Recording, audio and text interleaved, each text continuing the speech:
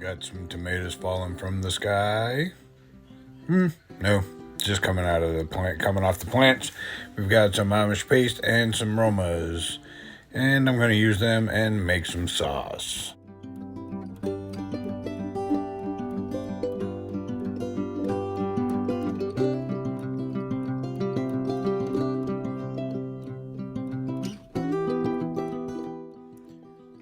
And it's pretty simple.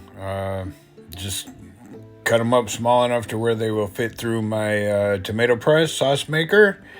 And we'll get them pressed through there here in a couple of minutes, and you see how that goes. I start removing the ends, and then I remember, oh, I don't need to do that with the tomato press. I can just leave the cores in. It doesn't matter. So here you see them going into the tomato press, and we're getting that sauce going.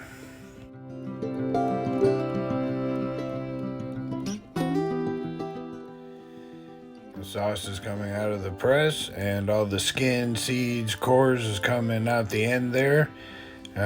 Stick around. Next few days there'll be a new video up of what I do with those. But a little hint, dehydrator.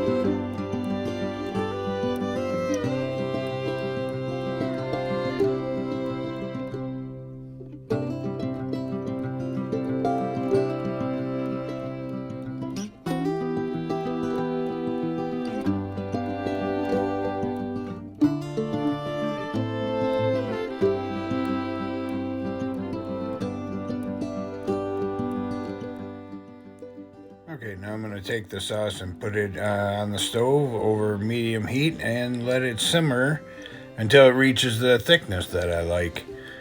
And while I'm doing that, you'll see here in a second, I'm going to add my jars to my pressure canner with a couple inches of water down in the bottom just to get them heating up so they're nice and warm when I pour the hot sauce in them.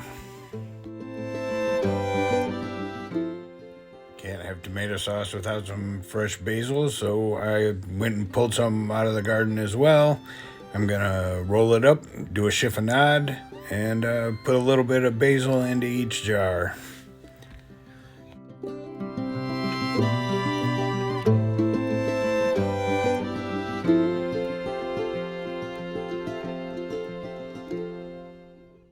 Store-bought lemon juice has the proper acid content that you need for canning tomatoes.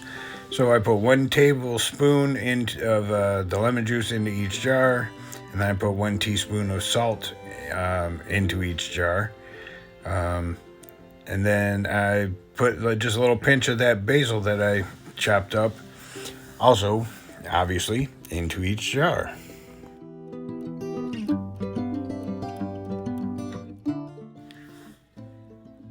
Here I'm filling my warm jars with the warm sauce, and I will leave a 1-inch head space on the 2 of the jars, and then one of the jars I only ended up getting about 8 ounces in there.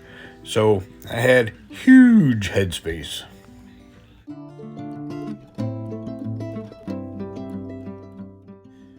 Once the jars are filled, I take a little bit of white vinegar on a paper towel, wipe the rims. While I'm doing that, I check to make sure there's no cracks or chips in there, and then I put the lids on, put the rings on, finger tight, and then into the canner they go. Now the lid goes on the canner.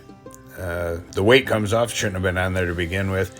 And we wait until we get a steady stream of steam coming out of the vent, and then the weight goes back on, and we bring the canner up to above 11 psi, which I'm way above there, so I turn it down, and we want to hold it right around 11 psi for 15 minutes. And then after the 15 minutes, we turn it off and we let it sit until that little thing right there drops and we have zero pressure. Just like you see here.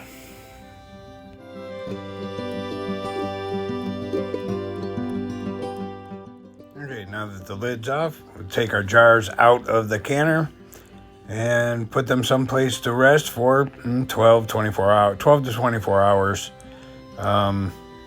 And then they can go in the pantry, they're shelf stable, and it's all good. I really hope you enjoyed this video. If you did, give it a like. If you like the content, give me a subscribe, leave a comment, and we'll see you on the next one. Take care. Bye.